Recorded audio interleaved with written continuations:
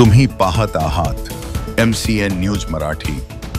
गाय चोरीच्या संशयावरून एका तरुणाला तिघांनी बेदम मारहाण केल्याची घटना बुलढाण्याच्या खामगाव शहरात घडली होती।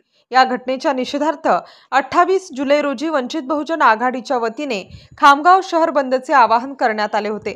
या आवाहनाला विविध सामाजिक संघटनांनी पाठिंबा जाहीर करून शहरातील व्यावसायिक नागरिकांनी उत्स्फूर्तपणे यात सहभाग घेतला। या निमित्ताने आज सकाळपासूनच खामगाव शहरातील सर्वच दुकाने आस्थापणे बंद ठेवून घटनेचा निषेध नोंदवण्यात आला। आरोपीला तात्काळ अटक करून त्यांच्यावर कठोर कारवाई करण्याची मागणी यावेळी वंचित बहुजन आघाडीचे शहराध्यक्ष धम्मपाल नीतनवरे यांच्या नेतृत्वात संघटनेकडून करण्यात आली। MCN न्यूज मराठी करिता शेख अजीज मोहम्मद। माणुसकीला काळीमा फासणारी आहे।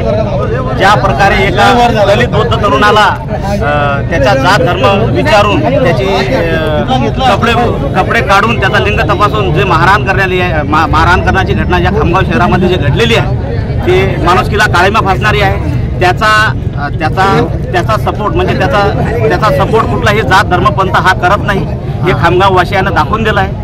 आम्ही गेलेल्या बंदच्या पुकाराला सर्व व्यापारी वर्गाने सर्व खामगाव शहरवासियांनी कडेकोट बंद ठेवला, त्याच्याबद्दल मी सर्वांचे धन्यवाद मानतो। आमची रास्त मागणी एकच आहे पोलीस प्रशासनाला की त्या आरोपीला लवकरात लवकर जेल बंद करून त्याला कठोर शिक्षा करावी।